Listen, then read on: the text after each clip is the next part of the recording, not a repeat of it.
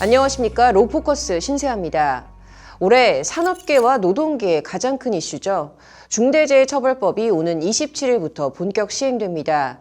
이에 이번 주 로포커스에서는 중대재해처벌법과 관련해 김혜인 기자와 이야기를 나눠보려고 하는데요. 김 기자, 중대재해처벌법 적용을 코앞에 두고 있지만 이게 여전히 이런저런 말들이 나오고 있어요. 네, 그렇습니다. 법의 내용이 모호하고 과잉 처벌 우려가 있다는 등의 이유로 경영계는 물론 노동계에서도 불만과 우려의 소리가 나오고 있습니다. 이런 가운데 해당 법을 앞두고 지난 11일에는 광주 아파트 신축 공사 현장에서 건물 외벽이 붕괴되는 사고가 발생하면서 또 논란이 잇따라 나오고 있는 상황입니다. 그래서 중대재해처벌법 관련한 논란의 쟁점들에는 무엇이 있는지 낱낱이 살펴봤는데요.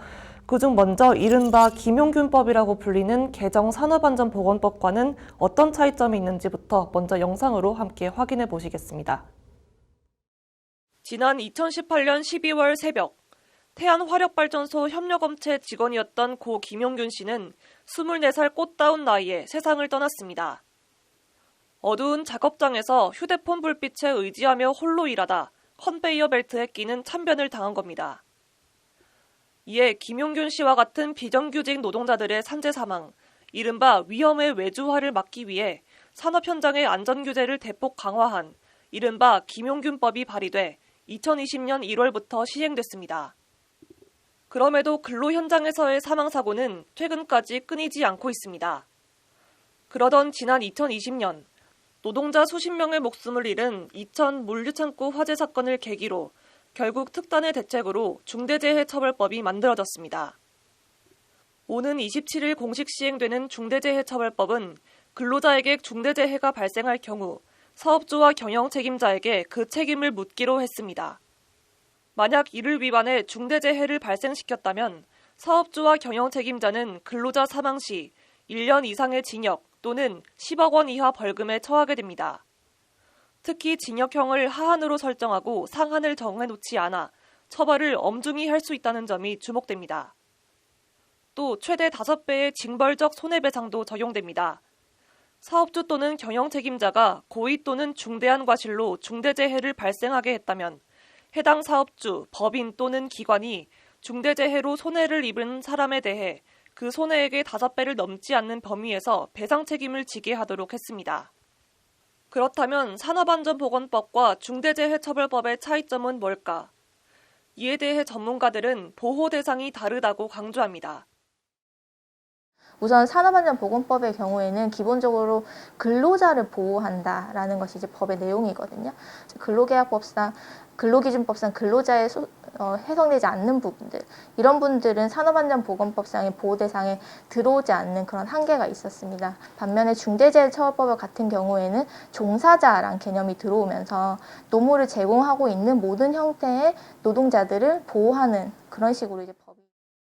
아울러 산업안전보건법과 달리 중대재해처벌법은 안전보건 의무주체를 경영 책임자에게 두고 한층 무거운 책임을 지어주었다는 점이 차이라고 말합니다.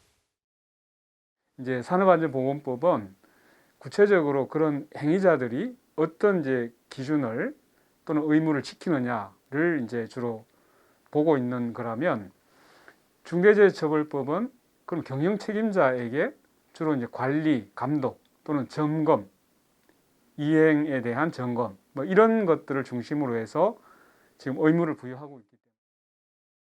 기존 산업안전보건법의 경우 의무주체를 개인과 법인으로 뒀기 때문에 사고의 책임이 위로 올라가지 않았다는 점이 문제점으로 꼽혔습니다. 산업재해가 발생할 경우 현장의 노동자 혹은 중간 관리자에게 그쳐 사고가 반복됐던 겁니다. 반면 중대재해처벌법은 안전보건 확보 의무주체를 경영 책임자 등에 직접적으로 부과했는데, 이는 꼬리 자르기식 책임 회피를 막겠다는 취지입니다. 관련해서 고용노동부는 지난 10일 브리핑을 열어 기업들에게 처벌 회피가 아닌 철저한 안전보건 관리체계 구축에 힘써달라고 당부했습니다. 중대재해처벌법 제정 이후 지난 1년간 법 시행을 준비하며 정부는 현장의 우려를 해소하고 법이 조기에 안착될 수 있도록 최선을 다했습니다.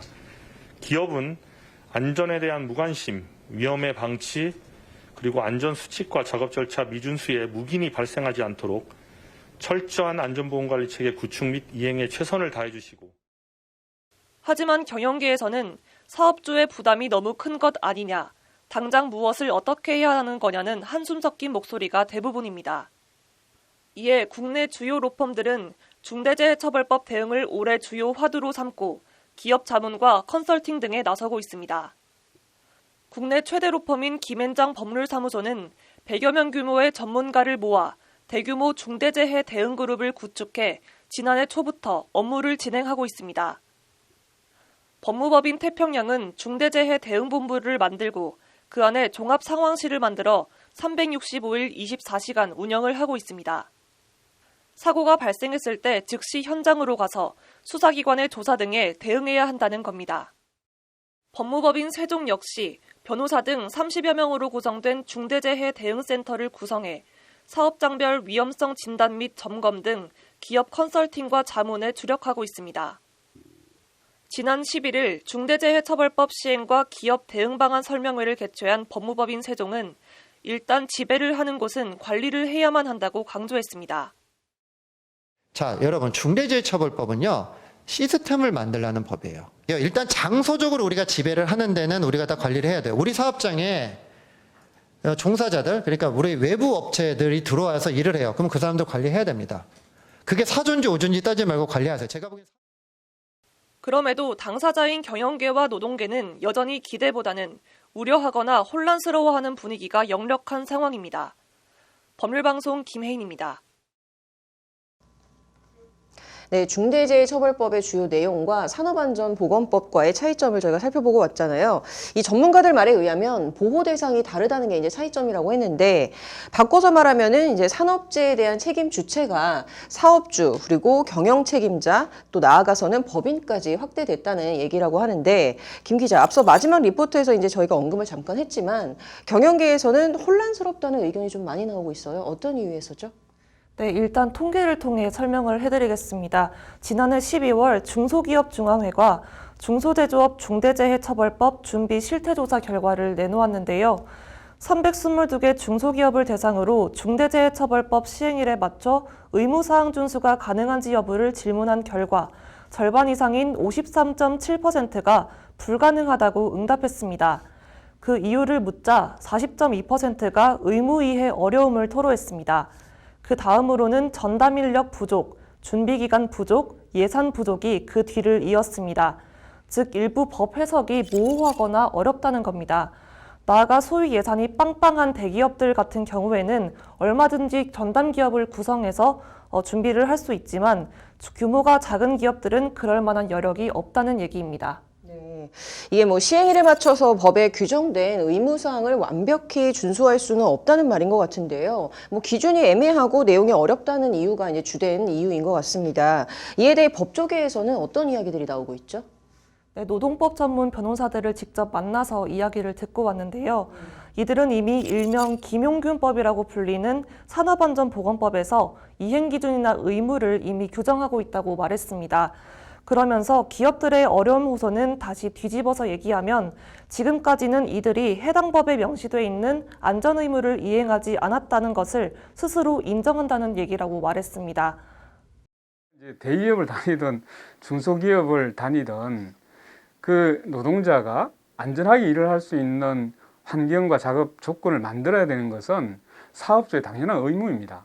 그런데 자꾸만 기업 규모에 따라 가지고 이러한 이제 그 안전 조치나 안전 의무를 취하기 어렵다고 얘기하는 것은 이걸 이제 반대로 돌려서 얘기하면 그러면 규모가 작은 업체에서는 이러한 안전이나 생명에 대한 기본적인 조건, 의무를 다하지 않고 지금까지 기업 활동을 해왔다는 것인가에 대한 반문이 가능한 거거든요.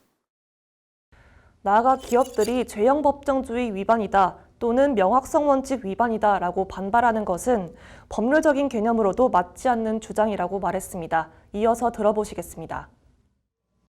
모호하다라는 이야기를 합니다. 뭐 재형법정주의 위반이다, 뭐 명확성 원칙 위반이다 이런 얘기를 하시는데 사실 저는 그것도 진지한 법률가의 평가인가 좀 의문이 듭니다. 가령 폭행이라는 단어를 볼 때 우리 흔히 생각하는 폭행은 뭐 누군가를 때린다거나 이런 것들은 물리력을 가하는 것만 한정해서 생각하지 않습니까? 근데 실제 이 폭행이라는 단어는 법적 개념으로 들어왔을 때 유형력의 행사이거든요.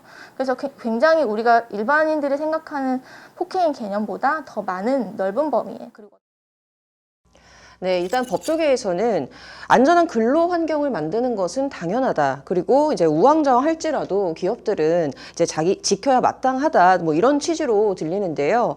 그럼에도 이 중대재해법 구멍이 좀 있다고 하던데 어떤 점들이 문제점으로 지적이 됐죠? 네, 법 개정이 필요하다는 게 법조계의 시각입니다. 그중에서도 가장 중요한 지점으로 적용 범위를 언급했습니다.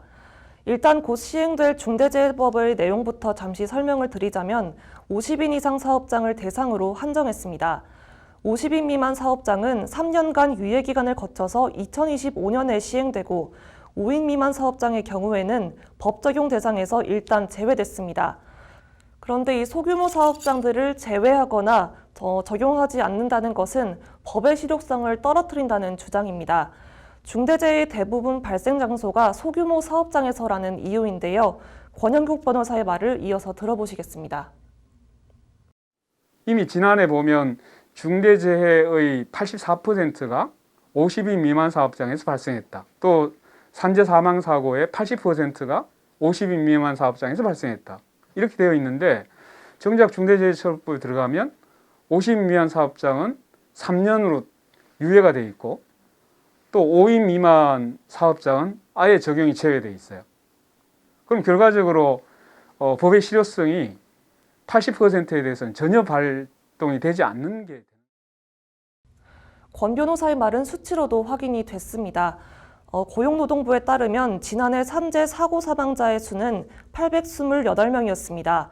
발생 비율을 보면 건설 현장 공사 금액 50억 원 미만 사업장이 71.5%, 제조업 등 상시 근로자 수 50인 미만 사업장이 78.6%에 달했는데요. 한마디로 대부분의 사망사고가 중대재해법 적용이 유예된 소규모 사업장에서 발생한 겁니다.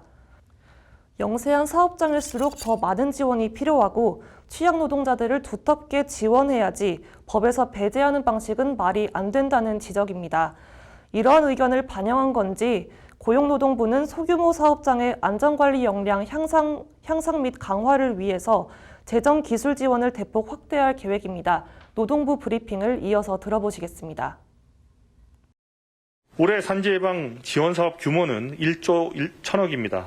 이를 통해 소규모 사업장의 안전관리 역량 향상을 위해 재정기술 지원을 대폭 확대해 나가겠습니다. 추락기임 등 재래형 사고 예방의 효과성이 입증된 클린 사업을 통해 사업장의 위험 요인을 제거해 나가겠습니다. 네, 여기까지 들어봤고요. 자, 이제 그간 좀 말도 많고 탈도 많았더니 중대재해법이 이제 시행이 되지 않습니까? 이제 어떤 방향으로 나아가야 할까요? 네, 일단 법 쪽에서는 노사 간 끊임없는 소통이 필요함을 강조했고요. 나아가 중대재해와 관련된 법들을 처벌이 아닌 예방의 용도로 활용해야 된다고 얘기했습니다.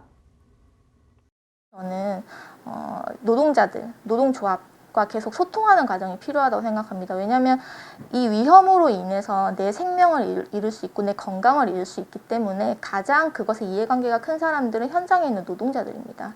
지금 당장은 중대재해로 발전하진 않았지만 미리 그런 위험들 제거할 수 있는 방식으로 좀 안전관리 체계를 만들어가는 그런 작업들이 처벌이 문제가 아니라 사실 그걸 예방으로 활용할 수 있는 그런.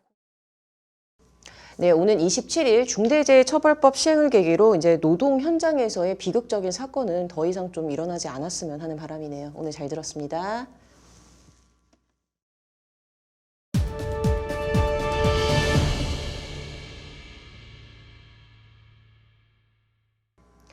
지난주 로포커스에선 주 4일 근로제와 관련해 보도해드렸습니다. 휴식권 보장으로 일의 효율성을 높일 수 있다는 의견과 그 반대쪽에선 생산성이 저하될 것이라는 우려가 팽팽히 맞섰는데요. 그런데 근본적인 대과제는 따로 있었습니다. 바로 저출산 문제입니다.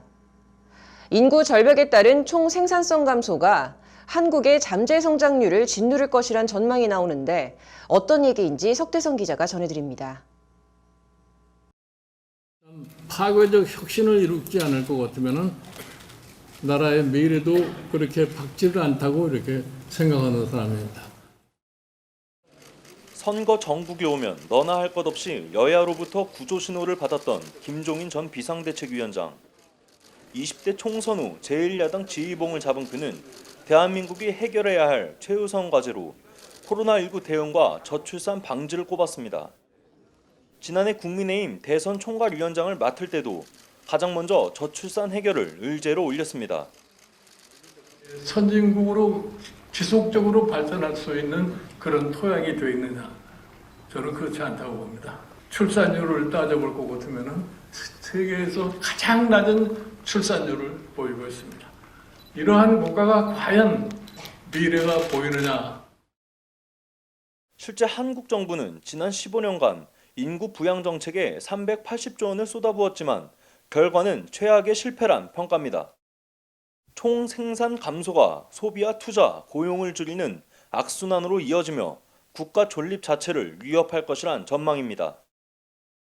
AI나 로봇이나 뭐 이런 것들이 사람을 대체할 수 있는 여러 가지 도구나 기제가 만들어지고는 있는데 그런 것들을 전체적으로 프로그램하고 코드하고 뭐 이런 또 다른 분야의 사람들이 필요한 거잖아요. 개인적으로 디핑 포인트를 지났다고 생각을 해요. 경제가 위축되고 사회 활력이 줄어들고 정부의 정책 역량이 줄어들고 사회 갈등이 굉장히 심화될 거예요. 경쟁력은 굉장히 약화될 것이고. 전 세계에서 가장 먼저 초고령 사회로 진입한 일본. 한국에게도 생산 연령 인구 감소는 먼 미래 얘기가 아닙니다. 당장 10년 뒤 320만 명이 줄어들 것이란 게 통계청 계산입니다. 특히 현대사를 온몸으로 헤쳐오며 한국을 경제 대국으로 일궈낸 58년 개띠 세대는 10년 후 Y세대와 Z세대에겐 짐덩이로 전락할 실정입니다. 75세가 되면 병을 앓을 확률이 크게 높아지는데 한국 전쟁 이후 가장 많이 태어난 1958년생이 75세가 되는 2033년엔 대한민국에 큰 혼란이 올 것이란 의견도 나옵니다. 이 때문에 전문가들은 출산을 장려하는 단순한 현금 지원보다 사회 구조 개선이 시급하다고 말합니다. 정부 전체를 아우르는 정책 기조로 대응을 해야 되는데 현재까지는 사업으로만 대응을 하고 있는 거예요. 기본법 자체가 바뀌어야 되고 그리고 정부의 거버넌스 체제가 바뀌어야 된다고 생각을 합니다. 출산은 자녀에게 못할 짓이라는 말이 나올 정도로 각박해진 대한민국 사회. 소득과 주거, 교육에 대한 정부의 복합적인 해결책 강구가 시급한 실정입니다. 법률방송 석대성입니다.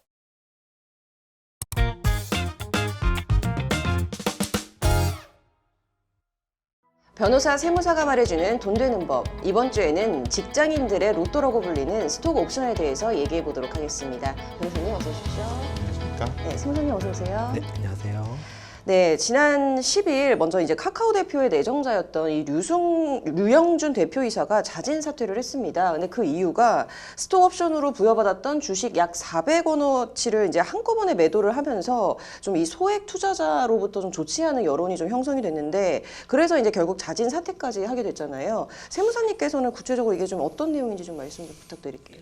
네, 앵커님께서 결론을 잘 요약해서 설명을 해주셨는데요. 유 내정자가 카카오페이 주식 약 23만 주를 지난달 10일 시간의 매매, 그 블록들 형태로 매각을 하였습니다. 23만 주가 당시 시세로 약 450억 원 정도였거든요. 그래서 유 내정자를 포함한 임원들 총 8분이 스탁 옵션을 행사하면서 얻었던 이익이 약 469억 원 정도로 알려지면서 이게 좀 이슈가 되었습니다. 반면에 이제 카카오페이 주식은 하락하면서 이제 임원들의 그 스톡 옵션 행사가 여론적으로 이제 좋지 않은 의견을 받으면서 자진 사퇴까지 이어지게 됐는데요. 여기서 중요한 부분은 이제 469억 원이라는 큰 매매 차익이 발생하면서 회사에 있는 대표님들뿐만이 아니라 임직원분들도 스톡 옵션 제도에 대해서 좀 더 관심을 좀 많이 가져주면서 요즘에 좀 문의가 많이 들어오고 있는 상황입니다. 사실 이게 굉장히 좀 요 최근에 한 이슈기는 했잖아요. 이게 469억 원이면은 좀 상상할 수 없게 좀 큰 가격인 것 같기도 한데 카카오페이 외에 최근에 이제 몇 년 사이에 이 임직원들의 스톡 옵션을 행사해서 좀 수억의 좀 차익을 얻었다라는 뉴스를 좀 저는 많이 보기는 했거든요. 그래서 오늘 이 스톡 옵션 제도에 대해서 좀 알아보고 함께 이제 세법에서는 과연 이런 비상장 주식을 어떻게 평가하는지를 좀 저희가 알려드리려고 하는데 변호사님 그 전에 이 스톡 옵션 제도나 좀 종류에 대해서 먼저 좀 말씀 부탁드릴게요. 네, 이렇듯 예전만 하더라도 이제 일부 스톡옵션 제도가 임직원들이 좀 노예계약서가 아니냐 뭐 이런 비판이 있었습니다. 왜냐하면 스톡옵션은 부여하는 대신 뭐 급여를 많이 낮춘다든지 그리고 아니면 뭐 무한으로 야근을 뭐 요구한다든지 그리고 그렇게 하다 보면 이제 스톡옵션은 일정 기간 이상 근무를 해야지 이제 행사할 수 있게 되기 때문에 그때까지는 또 퇴사도 하지 못하고 뭐 이렇게 좀 악용이 되어 온 면도 있습니다. 하지만 최근에는 기업들이 이제 임직원들 동기부여 및 성과급 형태로 스톡옵션 제도를 적극적으로 좀 활용을 하고 있습니다. 스톡옵션이란 이제 주식 매수 선택권이라고 하는데요. 기업이 임직원들에게 회사의 주식을 미리 정해진 가격에 일정 기간 매수할 수 있는 권리를 부여하는 것인데 임직원이 단순히 근로에 대한 대가를 급여로만 받아가는 것뿐만 아니라 주주가 될 수 있는 기회를 제공하고 이에 대해 수익도 창출할 수 있게 하도록 하는 게 가장 핵심이라고 볼 수 있습니다. 많은 분들이 스톡옵션 제도를 우리사주 제도와 좀 혼동하시기도 하는데요.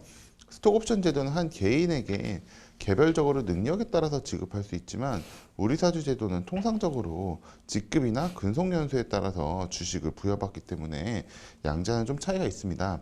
그리고 또한 회사가 자사주를 매입하고 매입한 자사주를 일정 비율만큼 직원에게 좀 지급하는 스톡 펄처스라는 제도와도 구분을 좀 하실 필요가 있습니다.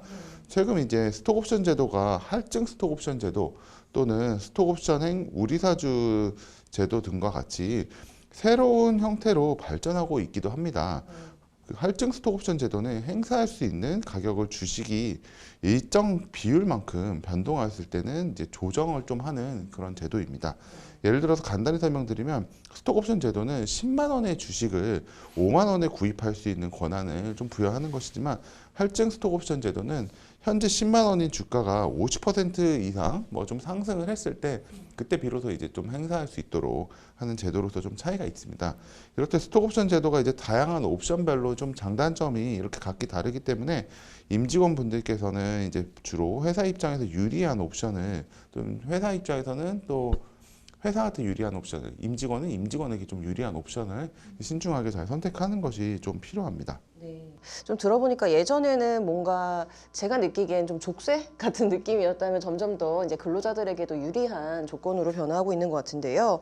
회사가 이런 좋은 제도를 좀 활용하기 위해서는 반드시 좀 유의해야 할 사항들이 있다고 하던데요. 이제 세무사님 어떤 게 있을까요?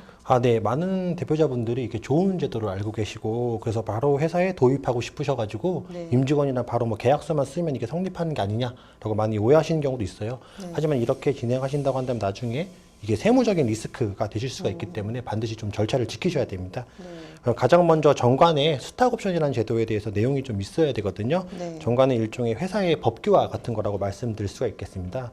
회사 규정인 정관에 스탁옵션, 즉 주식 매수 선택권을 부여할 수 있는 규정이 반드시 있어야 하면서요. 이때 행사로 발행하거나 양도할 주식의 종류와 수, 그리고 부여받을 자격의 자격 조건, 그리고 주식 매수 선택권의 행사 기간, 그리고 이사회 결의로 취소할 수 있는 내용 등이 반드시 포함되어 있어야 합니다.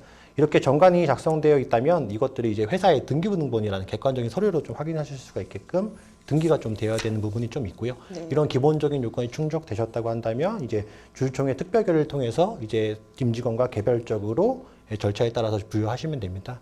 그래서 우리나라는 이제 주주에 대한 권한이 워낙 중요하기 때문에 네. 그 주주총회 특별결의라는 절차를 반드시 좀 거치시고 스탁옵션을 행사하고 부여하셔야 됩니다. 실제로 그 법인의 대표님들이 이런 규정을 지키지 않으시고 스탁옵션을 지급하시고 또 이걸 행사하셨다고 하셔서 네. 세무적으로 나중에 이슈가 돼서 그 지급을 한 법인도 세무적인 불이익을 받고 또 임직원분들도 불이익을 받는 경우가 있기 때문에 네. 앞서 말씀드린 절차를 반드시 지키시는 게 중요합니다. 네, 좀 상법상 절차가 좀 굉장히 중요한 것처럼 들립니다. 주식을 받는 사람 입장에서는 주식 가격이 좀 높을 때 행사하는 게 좀 좋을 것 같아요. 이 일반 비상장 기업들의 주식은 좀 얼마인지 어떻게 평가를 하나요? 네, 그 주식을 이제 평가하는 방법은 이제 뭐 여러 가지가 있는데 먼저 뭐 IPO가 돼가지고 이미 거래소에서 거래가 되고 있는 기업 같은 경우에는 뭐 당연히 시가가 나올 거고 그에 따라서 이제 평가를 할 거고 비상장이지만 뭐 KOTC BB처럼 네. 어느 정도 이제 거래 플랫폼에 이제 올라가 있는 경우도 마찬가지로 보통 그 가격에 따라 평가를 합니다. 네. 근데 이제 그렇지 않은 기업들 같은 경우에는 이제 세법에서는 이제 그 비상장 주식 평가 방법이 이제 두 가지가 있습니다. 하나는 이제 뭐 기존에 거래된 것이 있으면 거기에 따라서 이제 그 거래 가격을 인정해주기도 하고 그 외에 흔히 이제 상증세법상 평가 방법이라고 하면 상속 및 증여세법상 그 보충적 평가 방법이라고 있습니다. 그 네. 보충적 평가 방법이 이제 뭐 자산이라든지 여러 가지 그 회사의 그 상태에 따라서 이제 산식이 좀 마련이 돼 있어서 네. 그에 따라서 이제 평가를 하도록 되어 있습니다.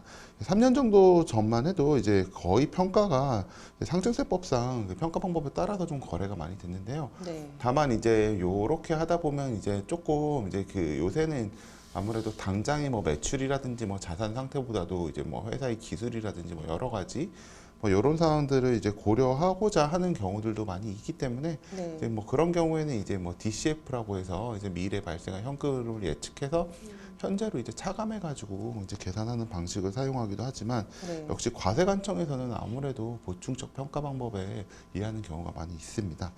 그리고 뭐 비상장 주식을 이제 거래하는 또 뭐 38 커뮤니케이션이라는 뭐 그런 사이트 같은 것도 있어가지고 네. 뭐 거기서 이제 거래되는 금액으로 이제 대충 어느 정도 되겠다 뭐 이렇게 이제 파악도 하시지만 문제는 또 아무래도 이런 커뮤니케이션 사이트 같은 경우에는 자기가 가진 주식이면 좀 이제 가격을 높이기 위한 네.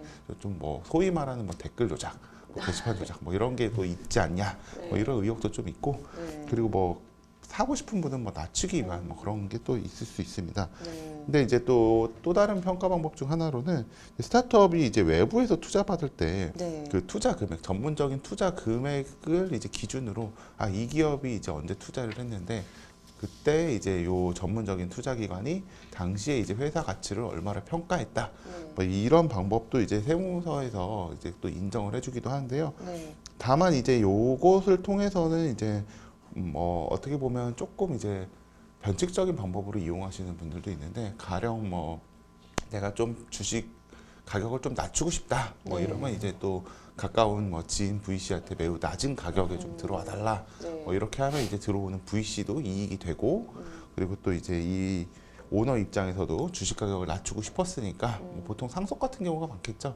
그러고 싶었으니까 그렇게 또 이제 어떻게 보면 좀 변칙적인 방법으로 이용하시는 경우들도 있습니다. 네. 네, 그리고 또 아무래도 또 상증세법상 평가 방법은 객관적인 이제 과거 수치인 재무제표를 기준으로 평가하고 뭐 그 외에 이제 기업의 발전 가능성이나 그 잠재적인 미래 가치를 조금 이제 평가를 그런 부분들도 조금 평가가 이제 이루어지기 때문에 네. 그래도 그에 비해서 이제 VC는 아무래도 좀 더 미래 가치와 그 다음에 이제 내가 이 자금을 회수할 수 있느냐 뭐 이런 데 좀 더 초점을 맞추고 있고 양자 사이에는 뭐 조금은 이제 좀 차이가 발생합니다.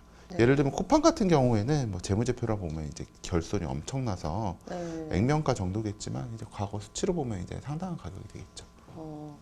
이런 주식 가격 하나도 이게 서로 좀 평가하는 방법에 따라서 전혀 다를 수가 있을 것 같아요. 이 행사하는 분들이 그 다음으로 좀 걱정을 많이 하시는 게 아무래도 이제 세금일 것 같아요. 이 스톡옵션 세금 부분은 어떻게 해야 되나요? 네. 저희가 지난 방송 때 스탁옵션 그 비과세 기준이 5천만 원 늘어났다. 네. 여기에 대해서 한 번은 설명을 좀 드렸는데요. 스탁옵션 세금에 대해서는 크게 세 가지 시점에 명시하시면 됩니다. 네. 가장 먼저가 이제 부여받았던 시점. 그 부여받았던 시점에서는 세금에 대한 건 전혀 고민하실 필요가 없습니다. 네. 이 당시에는 어떠한 내가 손익도 받아간 건 아니기 때문에 세금도 당연히 좀 부과가 되지 않는 부분이 있는 거고요. 네. 두 번째 가장 중요한 게 이제 행사 시점. 그 아까 말씀드린 것처럼 행사 시점에서 세금이 발생하게 되는데요. 네. 그 변호사님께서 그 주식 가치에 대해서 잘 설명을 해주셨는데 그 시가와 이제 행사가액의 차익만큼씩은 나의 수익으로 봐가지고 거기에 대한 이제 세금이 부과된다고 생각을 해주시면 됩니다. 네. 간단하게 설명드리면 예를 들면 차익이 1억 원이다라고 한다면 내가 계속 근로관계 즉 거기에서 그 회사를 다니고 있다라고 생각하면 그 1억 원에 대해서는 이제 근로소득과 똑같이 세금을 납부하게 되고요. 네. 혹시나 내가 이제 회사를 퇴사했다라고 한다면 이제 기타 소득으로 보아가지고 세금이 과세된다고 생각해 주시면 되고요. 네. 특히 아까 잠깐 말씀드린 것처럼 예외적으로 이제 벤처기업도 특별법이나 특정 요건을 확인한 경우에는 비과세가 5천만 원까지 비과세 한도가 있는 거니까 네. 이것도 하나 참고 삼아서 생각을 해주시면 돼요. 세 번째는 이제 부여받은 주식을 양도하는 경우에 일반적으로 양도소득세라는 세금이 발생하게 됩니다. 그리고 이때 내가 대주주인지 여부에 따라서 최고 25%에 대한 해당하는 세금을 좀 내실 수가 있거든요. 여기에 대해서는 내가 행사한 가격과 내가 파는 시점에서 차익에 대해서 수익이 발생한다면 거기에 25% 정도 세금을 발생을 하게 되는 거고요. 일반적으로 뭐 대주주까지는 잘 가지지 않으시겠지만 만약에 내가 대주주다라고 한다면 이제 간주취득세에 대한 세금 문제가 한 가지 더 추가적으로 발생하실 수도 있습니다. 네. 손익을 얻어가면은 결국에는 또 세금을 납부를 하게 되는 것 같은데, 마지막으로 변호사님께서 좀 이번 이슈와 관련해서 좀 유의미한 판례를 하나 설명해 주신다고요? 네, 이와 관련해서 작년 6월에 좀 유의미한 판례가 하나 있었습니다. A 회사는 그 임원인 가와 나 씨에게 그 신주 교부형 주식 매수 선택권을 이제 부여했습니다. 그 신주 교부형이라 하면 주식 매수 선택권을 부여할 때 이제 현금이 아니라 이제 주식으로 주는 그런 방식인데. 주식으로 이렇게 주는. 네, 그렇습니다. 근데 그 후에 이제 가 씨와 나 씨는 신주인수권 행사에서 이제 차액에 대해서 이제 종합소득세를 신고 납부하셨습니다. 근데 이제 가 씨와 나 씨가 행사한 후에 한 달도 지나지 않아서 주가가 이제 급격히 하락해서 그 무려 6분의 1 수준으로 떨어진 후에 그 뒤에 이제 겨우 다시 올라갔습니다. 이럴 때 이제 가 씨와 나 씨 입장에서는 굉장히 억울할 수 있습니다. 행사 후에 한 달 이내에 6분의 1 상태인 것을 보고서 이걸 돌려달라는 좀 주장을 하게 됐습니다. 이때 이제 두 분이 청구한 환급세액만 하더라도 이제 각각 수억 원에 해당하는 그런 사례였는데요. 다양한 사실관계 및 이제 그 근거가 뭐 있지만 먼저 뭐 결론만 말씀드리면 환급을 받지는 못했습니다. 법에서 정해진 규정대로 주식을 평가하는 것이 맞다라는 의견이었습니다. 결국 이제 대법원까지 갔지만 좀 아쉬운 그런 결과가 나왔습니다. 그리고 마치기 전에 뭐 한 가지 더 이렇게 좀 조언을 드릴 게 있다면, 그 스톡옵션을 부여하는 것은 뭐 물론 이제 임직원들과 뭐 기업 모두에게 뭐 좋을 수도 있지만 또 너무 대량의 스톡옵션을 부여하게 되면 외부로부터 좀 투자받기 좀 어려워진다는 점도 좀 고려를 하실 필요가 있습니다.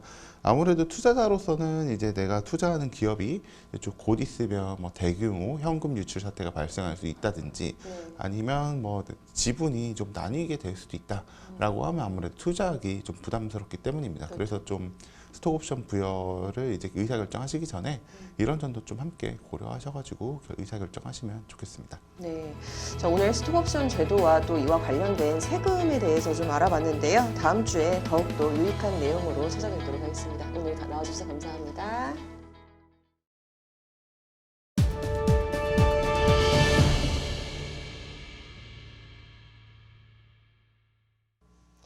이번 주 로포커스에선 중대재해처벌법 관련한 내용 보도해드렸습니다. 지난 11일 벌어진 광주 아파트 붕괴 사고로 중대재해에 대한 예방과 개선이 필요하다는 목소리는 더욱 높아지고 있는데요. 근로 현장에서 모든 노동자들의 안전이 보장돼야 하는 것은 당연한 것이고, 이에 대한 방안이 법으로 강제돼야 하는 것도 맞습니다. 그러나 해마다 산업재해로 인해 수백 명이 사망하고 있는 현 상황 속에서 중대재해를 발생하게 한 원인 제공자를 강력 처벌하는 것도 중요하겠지만, 법의 사각지대를 메꾸기 위한 점검도 제고해야 할 부분인 것 같습니다. 이 법의 목적은 중대재해를 감소시키는 것임을 잊어서는 안 될 것입니다. 로포커스 여기서 마치도록 하겠습니다. 시청해주셔서 고맙습니다.